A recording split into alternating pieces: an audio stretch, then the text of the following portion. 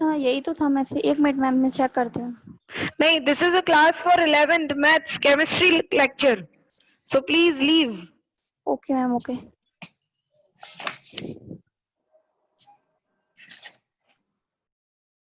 Yes, start करें।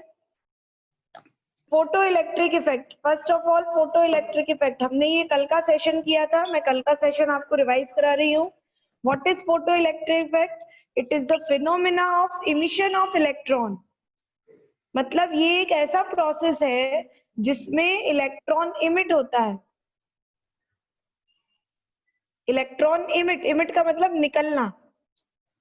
From solid metal surface, किसी भी मेटल की सरफेस से इलेक्ट्रॉन इमिट होता है जब हम उस पर क्या डालते हैं? सनलाइट। इसका मतलब सनलाइट बहुत बहुत ज्यादा एनर्जी से उस मेटल पर टकराता है और उस मेटल के जिस एटम से टकराएगा उस एटम के न्यूक्लियस और इलेक्ट्रॉन के बीच के फोर्स ऑफ अट्रैक्शन को क्या कर देता है? ब्रेक। तो what is the first job of sunlight? Sunlight का पहला काम क्या है? सनलाइट का पहला काम है to break the force of attraction between nucleus and electron. Nucleus और इलेक्ट्रॉन के बीच के फोर्स को क्या करना? ब्रेक कर देना। क्लियर? न्यूक्लियस और इलेक्ट्रॉन के बीच का फोर्स क्या हो जाता है? ब्रेक। अब ब्रेक होने के बाद इलेक्ट्रॉन हो चुका है फ्री।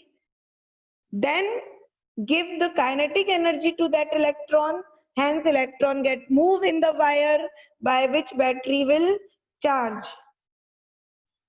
Clear? एक एटम में से पहले उसके इलेक्ट्रॉन को न्यूक्लियस के चंगुल से छुड़ाओ, उसके लिए जो एनर्जी लगती है that is called threshold energy. Means threshold energy is that energy which required to break the force of attraction between nucleus and electron. Now your electron will free electron and अब आप उसको क्या करो? Move कराओ। Move कराने के लिए क्या चाहिए? Kinetic energy. तो हमने कल लिखा था total energy E equal to W0 that is threshold energy plus kinetic energy. Then kinetic energy of electron equal to total energy minus threshold energy. E for symbol of total energy and W naught is a symbol of threshold energy.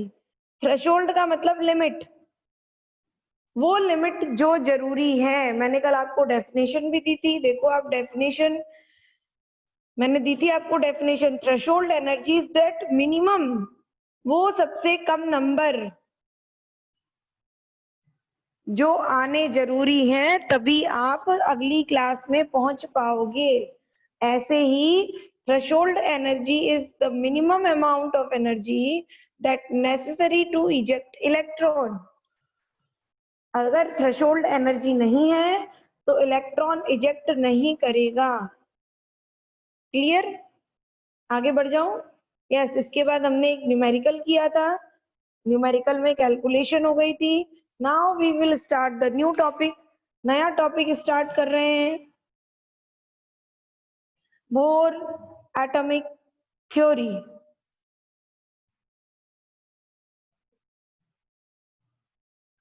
बहुत आपने ये theory 9th में भी पढ़ी होगी। Today is 31 जुलाई। आपने ये theory 9th में भी पढ़ी होगी, लेकिन अब इस थ्योरी का बहुत वाइडन स्कोप होने जा रहा है। प्लीज फोकस करिएगा। Bore was the first scientist who explain. देखो, बोर के आने से पहले ये लड़ाई चलती थी कि इलेक्ट्रॉन एटम में इलेक्ट्रॉन, प्रोटॉन और न्यूट्रॉन कहाँ रहते हैं, कैसे रहते हैं। क्योंकि एटम तो इतना छोटा होता है कि वो आंखों से दिखाई तो देता नहीं है, तो वो कहाँ रहते हैं, कैसे रहते हैं। जब रदरफोर्ड ने न्यूक्लियस डिस्कवर किया, गोल्डस्टीन और चैडविक ने प्रोटॉन और न्यूट्रॉन डिस्कवर किए, तो पता चला कि ये दोनों न्यूक्लियस में रहते हैं।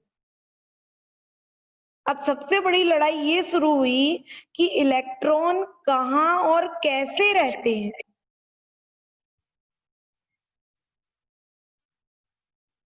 अगर न्यूक्लियस में प्रोटॉन और न्यूट्रॉन रहते हैं तो इलेक्ट्रॉन कहाँ और कैसे रहते हैं?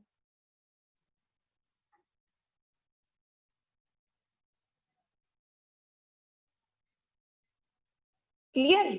अब इसको पता करने के लिए हमारे बोर महोदय ने एक बहुत बड़ा एक्सपेरिमेंट किया और उस एक्सपेरिमेंट के बाद पता चला कि इलेक्ट्रॉन कहाँ और कैसे रहते हैं।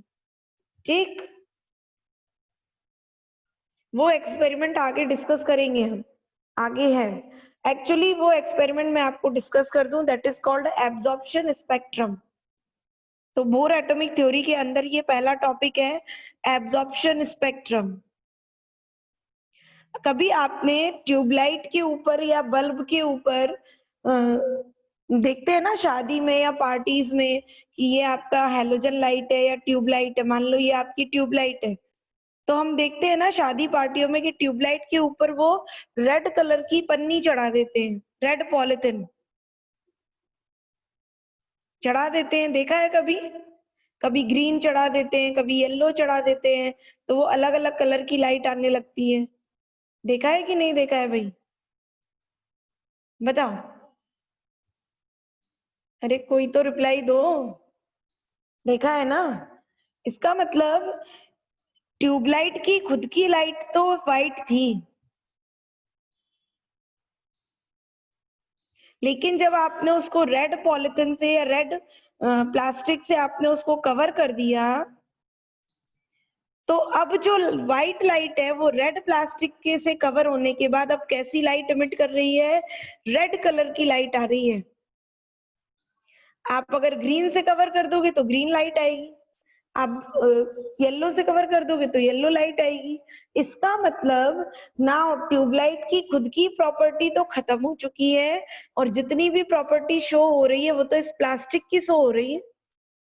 ऐसा ही एब्जॉर्प्शन स्पेक्ट्रम में बोर को पता चला।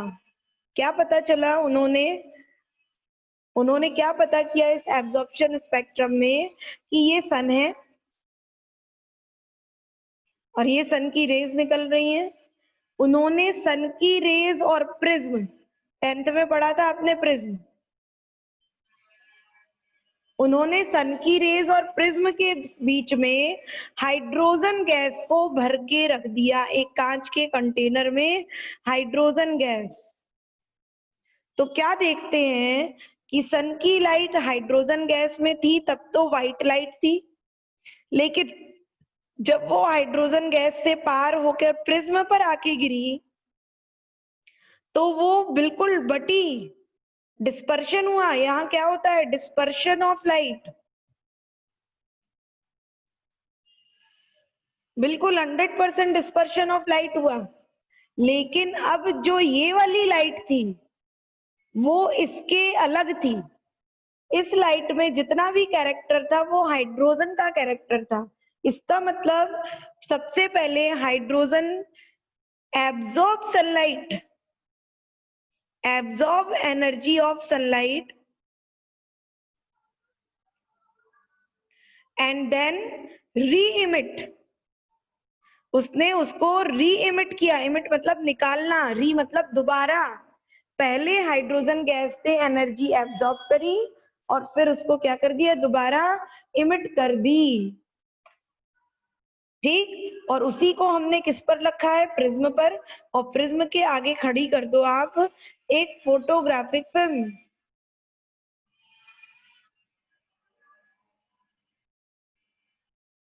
तो आपको याद होगा 10th में कि ये लाइट 7 कलर्स में डिवाइड होती है, याद है ना? डिस्पर्शन ऑफ लाइट 7 कलर्स में डिवाइड होती है और इसमें सबसे नीचे है violet, indigo, blue, green, yellow, orange, red.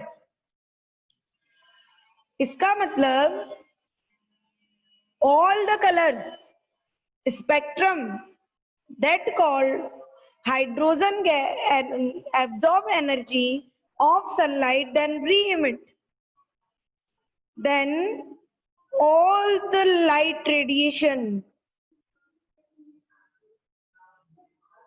arrange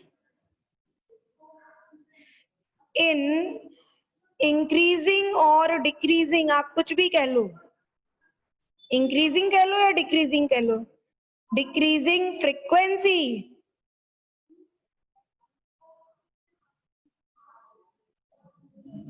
अब देखो समझो, वॉयलेट की फ्रीक्वेंसी मैक्सिमम होती है और रेड की मिनिमम होती है।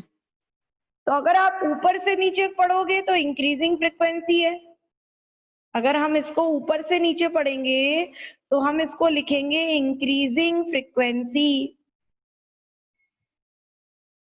और नीचे से ऊपर पढ़ोगे तो लिखोगे डिक्रीजिंग फ्रीक्वेंसी। दैट अरेंजमेंट, इसी अरेंजमेंट को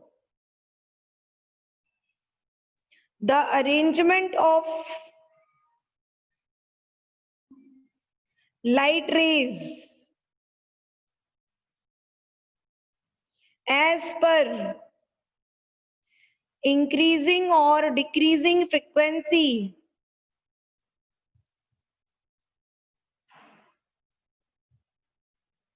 and wavelength is called spectrum. इस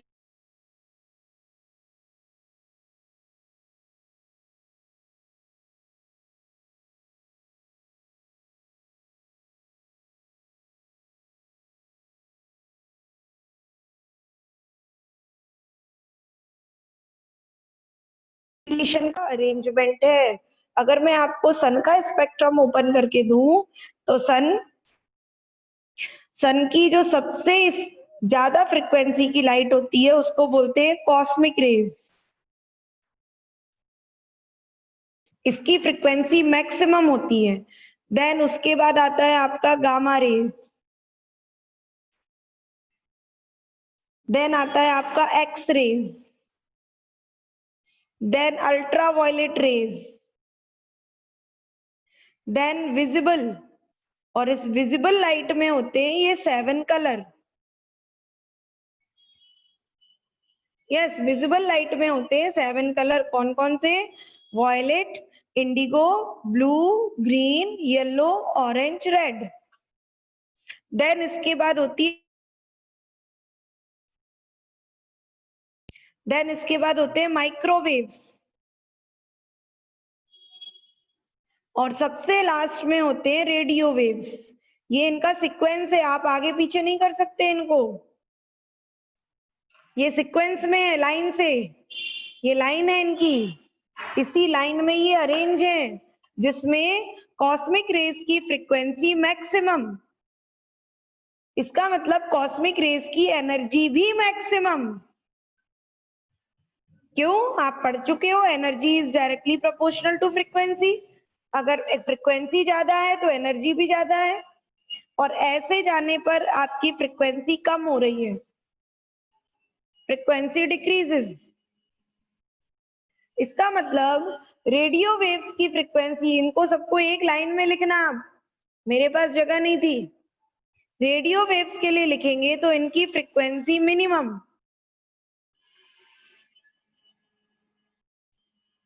और इनकी एनर्जी भी क्या होगी? मिनिमम होगी। क्लियर? अब हम इन 7 कलर्स को अगर पढ़ने की कोशिश करें तो मैं पेज टर्न कर रही हूं, ध्यान दीजिएगा।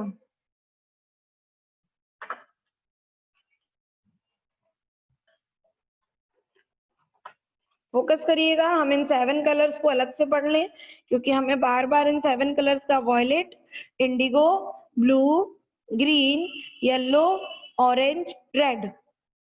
वॉयलेट कलर की फ्रीक्वेंसी इन सातों में, इन दी 7, इन 7 कलर्स की बात कर रही हूं, ऑफ विजिबल लाइट।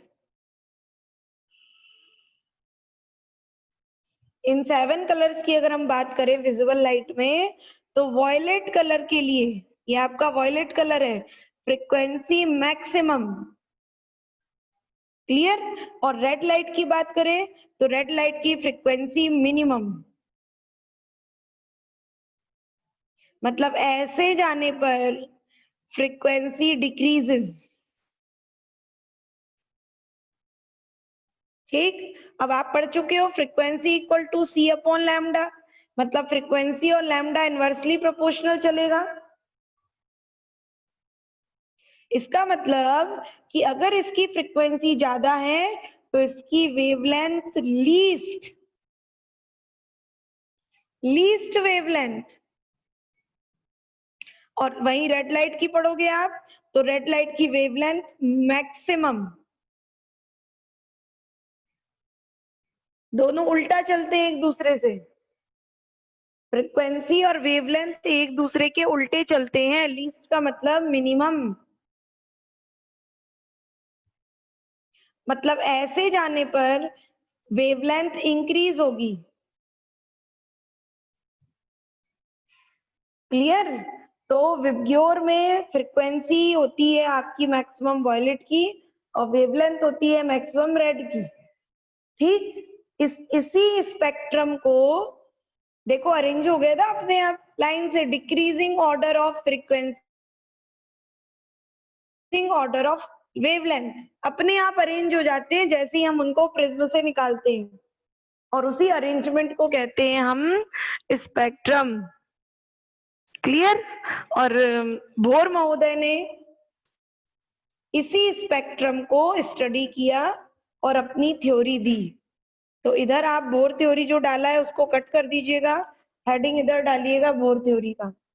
ठीक, तो बोर थ्योरी के पॉइंट्स इधर इधर लिख रही हूं, उधर से कट कर देंगे हम bore atomic theory.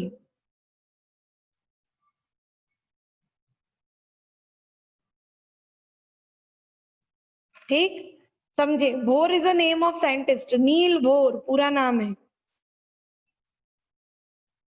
Niels Bohr had explain, इन्होंने क्या एक्सप्लेन किया? Had explain structure of hydrogen atom. इन्होंने जो कुछ एक्सप्लेनेशन दिया है हाइड्रोजन एटम के ऊपर दिया है, मेन पोस्टुलेट्स, पोस्टुलेट्स का मतलब होता है कथन, statement, statement postulates are, main statement उनके क्या थे, क्या क्या बातें उन्होंने बोली। तो ध्यान दीजिएगा, बहुत इंपॉर्टेंट थ्योरी है, बहुत बहुत बहुत। यस, 12th तक काम आने वाली थ्योरी है, इसलिए ध्यान से पढ़ेंगे। पहला, first statement, electron are revolve in well defined circular path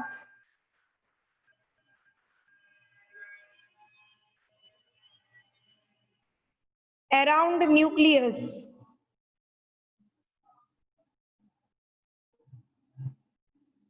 क्या बोला है? Electron are revolve in well defined circular path around nucleus called orbit.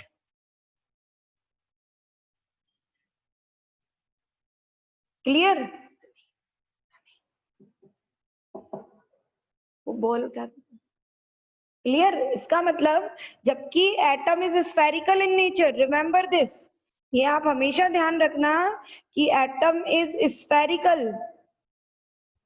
Spherical जानते हैं? एटम स्फेरिकल है, पीली वाली नीचे पड़ी है। Atom is spherical in nature, atom just like a football की बॉल या क्रिकेट की बॉल। एटम फुटबॉल की बॉल या क्रिकेट के बॉल जैसी होती है, और उसमें इलेक्ट्रॉन एक वेल डिफाइंड सर्कुलर पाथ में रिवॉल्व करते हैं जिनको बोलते हैं ऑर्बिट। सेकेंड, ईच ऑर्बिट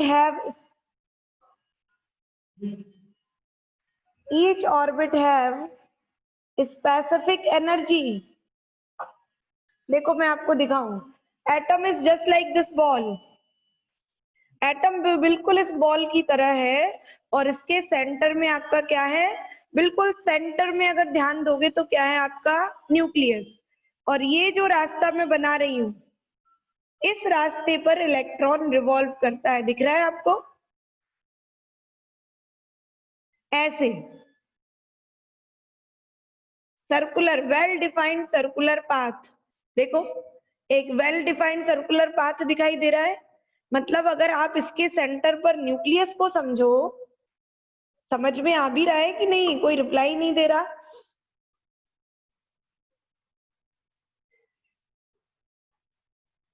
तो भाई आवाज आ रही है कि नहीं? Ma'am yes ma'am. आ रही है मैम। मैम यस, हाँ बोले। मैम एटम अंदर से खोखला रहता है कि बिल्कुल भरा रहता है? एटम अंदर से पूरा भरा रहता है, पर एक ऑर्बिट और दूसरे ऑर्बिट के बीच में नोडल एरिया होते हैं, मतलब थोड़ा थोड़ा गैप होता है यस है मैम। ना? पूरा मैम समझ जाओगे। प्रियांशु पूछ रहे हैं ना क्वेश्चन? Yes ma'am. यस। आपने 3 दिन से क्लास क्यों नहीं अटेंड करी, पहले ये बताओ।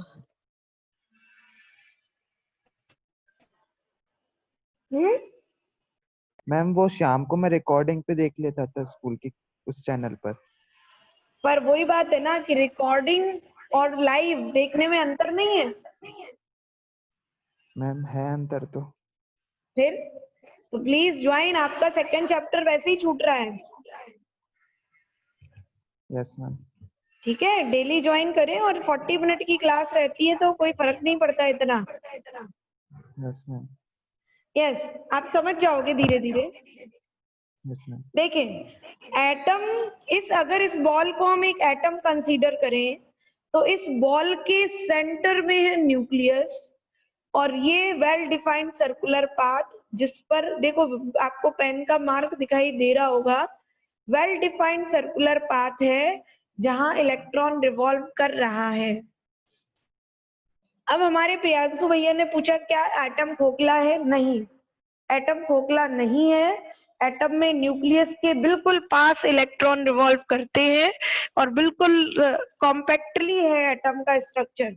आप जब क्वांटम नंबर पढ़ोगे इस चैप्टर में तब आपको क्लियर हो जाएगा। ठीक? मैम हाँ बोले। मैम एटम को हम माइक्रोस्कोप से देख सकते हैं मैम? नहीं, सिंपल माइक्रोस्कोप जो हमारे लैब में है उससे नहीं देख सकते, इलेक्ट्रॉन माइक्रोस्कोप से देख सकते हैं। Yes ma'am. इलेक्ट्रॉन माइक्रोस्कोप एक ऐसा डिवाइस है जिसमें आपको कोई भी चीज अपने ओरिजिनल फॉर्म से 1,00,000 गुनी बड़ी दिखाई देती है। जैसे मैंने ये बिंदी रख दी, ये पॉइंट आपको दिख रहा होगा, पता नहीं दिख रहा है कि नहीं, ये पॉइंट दिखाई दिया? Yes ma'am. ये पॉइंट 10,00,000 गुना बड़ा दिखाई देगा उसमें।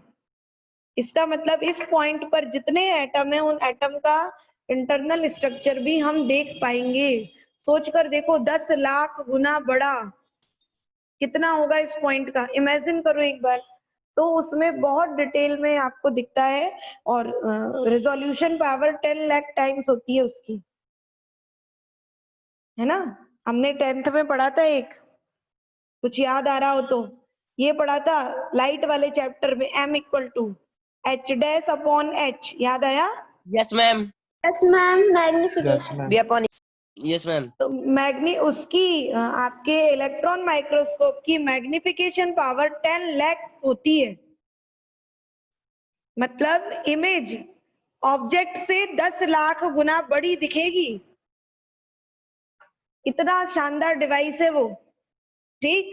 खैर, हाँ आप अच्छे से पढ़े और रिसर्च वर्क में जाएं तो आपको बिल्कुल करने को मौका मिलेगा। और अब तो गोल्डन अपॉर्चुनिटी आ गई, पता है ना? अपॉर्चुनिटी, नई शिक्षा नीति आ गई है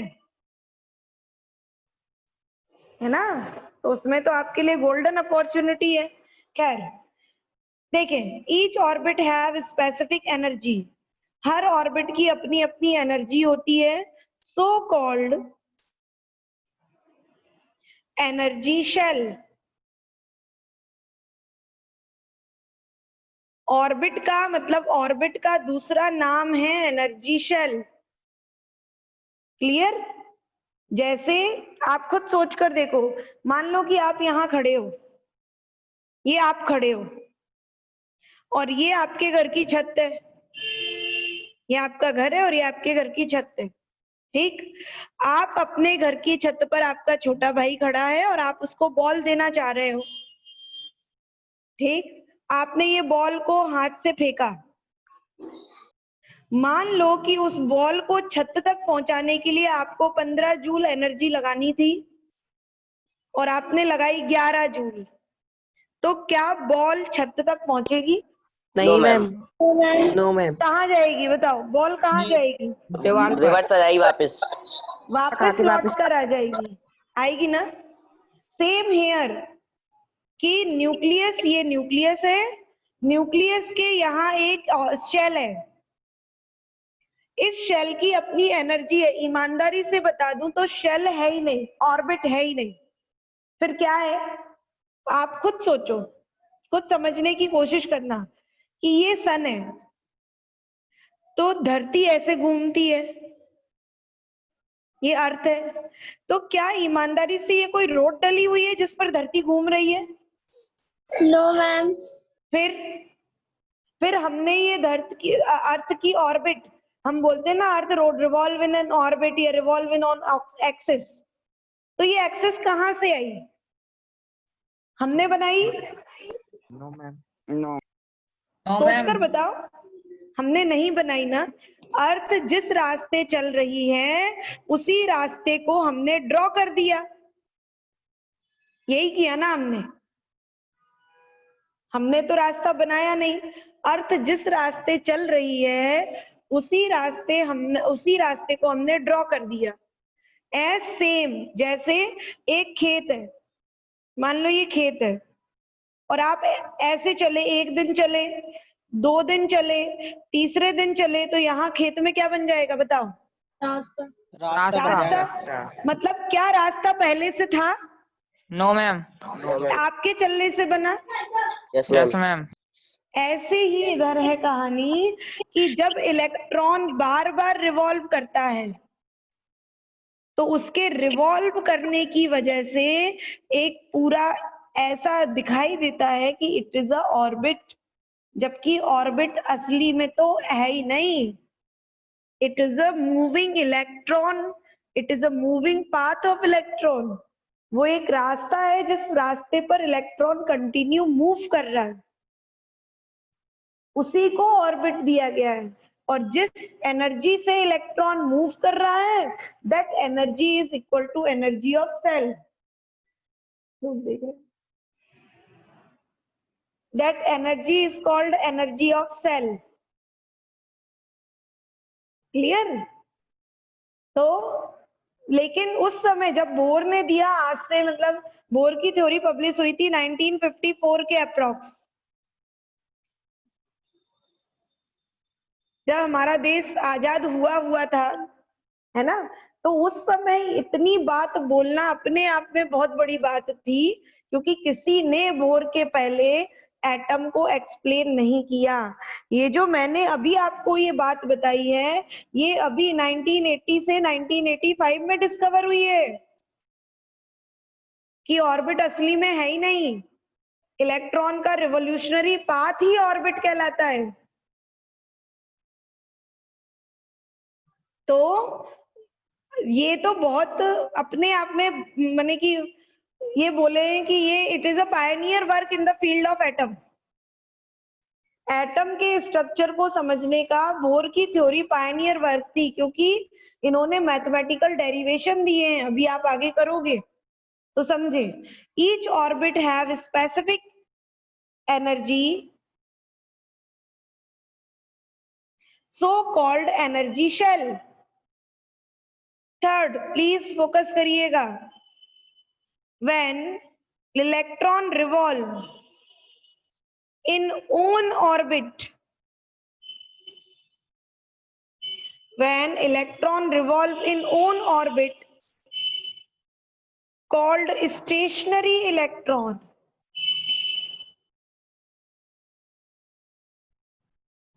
जब इलेक्ट्रॉन अपने, देखो स्टेशनरी शब्द का मतलब होता है रुका हुआ, इलेक्ट्रॉन अपने ही ऑर्बिट में रिवॉल्व कर रहा है। Remember this, electron never stop. Electron कभी रुकता ही नहीं है, इलेक्ट्रॉन कंटिन्यू अपनी ऑर्बिट में रिवॉल्व करता रहता है, लेकिन क्योंकि अपने ही घर में है इसलिए उसको बोला है स्टेशनरी। बट अच्छा सोच कर बताना, आप बड़ा शानदार सा एक आपको एग्जाम्पल दे रही हूँ। मान लो ये इलेक्ट्रॉन है, ये आपका फर्स्ट शेल, जिसको हम बोलते हैं के शेल। ये सेकंड शेल, एल शेल। ये इतना तो आपने 9th में ही सीखा होगा। Third shell, M cell, M shell, and fourth shell, N cell, इतना तो आपने 9th में सीख लिया होगा। अब हम लेट कर रहे हैं कि फर्स्ट सेल की एनर्जी है 10 जूल की और सेकंड सेल की एनर्जी है 15 जूल की। 15। तो और आपका इलेक्ट्रॉन फर्स्ट शेल में है। अगर इस इलेक्ट्रॉन ने जंप कर जाना है इधर, तो बताओ कितनी एनर्जी चाहिए इसको सेकंड शेल में जाने के लिए? 5 जूल। कैसे निकाला आपने? 15 में से 10 माइनस कर दिया। कर दिया। इसका मतलब अगर ये इलेक्ट्रॉन अभी स्टेशनरी है, क्यों? अपने ही ऑर्बिट में रिवॉल्व कर रहा है। ये ऑर्बिट कंप्लीट बना दो आप। ये अपनी ही ऑर्बिट में कंटिन्यू रिवॉल्व कर रहा है और ये इलेक्ट्रॉन अभी स्टेशनरी है। लेकिन अगर इसको कहीं से भी 5 जूल की एनर्जी मिल गई, देखो ये जो भी अनम्यूट है कृपया म्यूट हो जाए यार, कानों में बाजे बजते हैं।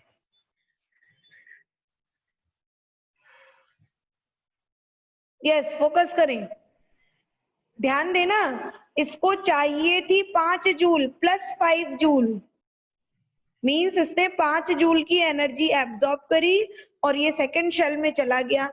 मान लो मैंने इसको 3 जूल की एनर्जी दी होती तो सोच कर बताओ। अगर ये 3, हाँ बताओ बताओ क्या बोला? लौट के वापस आ जाता। मतलब वो 5 जूल की एनर्जी मिलेगी तभी सेकंड शेल में जाएगा, उससे कम एनर्जी पर वो सेकंड शेल में नहीं जाएगा।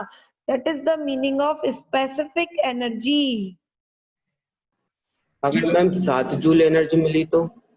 7 जूल एनर्जी मिली तो वो सेकंड सेल के बियॉन्ड जाएगा, लेकिन थर्ड शेल तक नहीं पहुंचेगा, लौट के सेकंड पर रुकेगा। जैसे मान लो आप बॉल फेंक रहे थे तीसरी मंजिल पर, मान लो ये आपकी पहली मंजिल, दूसरी मंजिल, तीसरी मंजिल। आप यहाँ जमीन पर खड़े हो, ये आपके जमीन, और आप बॉल फेंकना चाह रहे थे तीसरी मंजिल पर, थर्ड फ्लोर पर। लेकिन आपने इतनी एनर्जी, तीसरी मंजिल पर जाने के लिए 25 जूल एनर्जी चाहिए थी, आपने दे दी 22 जूल। तो बॉल यहां तक पहुंचेगी और यहां से कहां जाके गिर जाएगी? सेकंड फ्लोर पर, थर्ड फ्लोर पर नहीं पहुंच पाएगी। ऐसे हियर, यहाँ न्यूमेरिक फॉर्मूले हैं भाई, हर शेल की एनर्जी का एक फॉर्मूला है। ठीक, तो देखें मैं क्या बताना चाह रही हूं। जब इलेक्ट्रॉन सेकंड शेल में पहुंचेगा तब इसको बोलेंगे एक्साइटेड इलेक्ट्रॉन, और जब वो अपने शेल में था तब इसको बोलेंगे ग्राउंड स्टेट इलेक्ट्रॉन। मैम तो इलेक्ट्रॉन को एनर्जी कहाँ से मिलती है मैम? एनर्जी, जैसे मैं अभी इस पेन को पकड़े हूं तो ये पेन मेरे हाथ की एनर्जी एब्जॉर्ब कर रहा होगा कि नहीं? बताओ। आपके गले में चेन डली है, यस मैम। आपने नहाने से पहले चेन उतार दी और नहाने के बाद जब चेन पहनी तो उस चेन का टेम्परेचर और आपकी बॉडी का टेम्परेचर अलग अलग होता है। Yes ma'am. चेन ठंडी दिख लगती है या जो भी XYZ टेम्परेचर है, मतलब धीरे धीरे वो चेन आपकी बॉडी से एनर्जी लेकर क्या हो जाएगी? उसके अंदर के, हाँ, उसके अंदर के इलेक्ट्रॉन एक्साइट हो जाएंगे।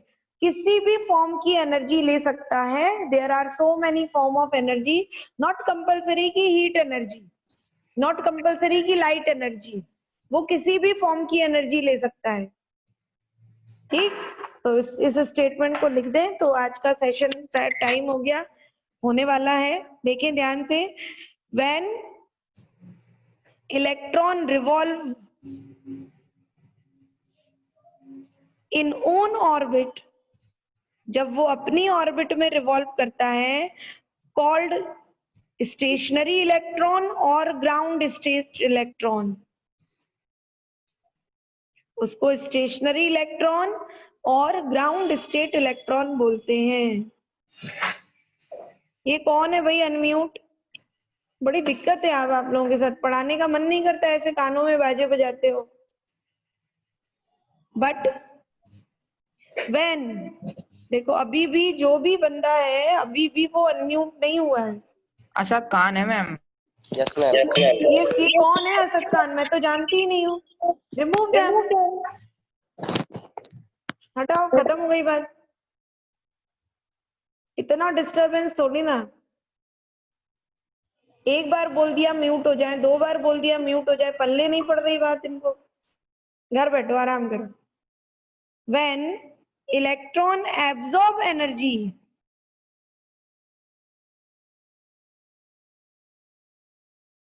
प्लीज लैंग्वेज को पकड़े। When electron absorb some energy it jump from lower shell मतलब ground state shell to higher shell called excited state, excited electron। उसको क्या बोलेंगे? एक्साइटेड इलेक्ट्रॉन बोलेंगे। एनर्जी एब्जॉर्ब अभी आपने निकाला, what amount of energy absorb? Energy absorb आपने बोला मैडम सेकंड शेल की एनर्जी में से फर्स्ट को माइनस कर दो, तो amount of energy absorb equal to energy of higher shell, that is अभी अगर हम एग्जाम्पल देखें तो 15 minus energy of lower shell, example देखें तो 10, 15 माइनस 10 दैट इज आपका 5। क्लियर? तो energy absorb is equal to energy of higher shell minus energy of lower shell. ठीक, कल हम पढ़ेंगे एनर्जी का फॉर्मूला कैसे निकालते हैं, तो प्लीज रिक्वेस्ट है कल की क्लास कोई भी मिस नहीं करेगा, क्योंकि कल मैथमेटिकल डेरिवेशन होगा, मैथमेटिकल पूरा डेरिवेशन है, तो कल की क्लास थोड़ी सी स्पेशल हो जाएगी। ठीक, अब 11th के बच्चे please leave the group. Ma'am last पे शो करना मैम एक बार।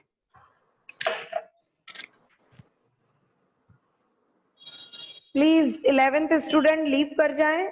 मैं सेंड कर देती हूँ बेटा, बड़ी ईमानदारी से सेंड करती हूँ, हर दिन कर रही हूँ। Thank you ma'am. Ma'am thank you ma'am. Yes, 11th class third की जूल क्या होगी? क्या थर्ड की क्या होगी मतलब? मैम ये फर्स्ट का 10 है। नहीं है 10, ये देखो 10 नहीं है, मैंने लेट किया है, 10 नहीं है ये तो आएगा। हाँ, ये आपको समझाने के लिए लेट किया है, ये तो एक्चुअल में तो है -2.18 into 10 to the power -18। Yes ma'am. ये सिर्फ लेट है, इसको असली नहीं मानना, सिर्फ समझाने का एक एग्जाम्पल है। Yes please 11th leave the group. Ma'am thank you ma'am. हाँ थैंक यू ओके। वो सनलाइट वाला जो मैम, आप बुक नहीं देकर गए मुझे? शर्मा जी गए? चलो कोई बात नहीं।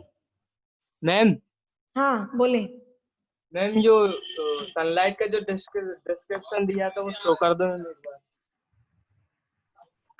अरे योगेश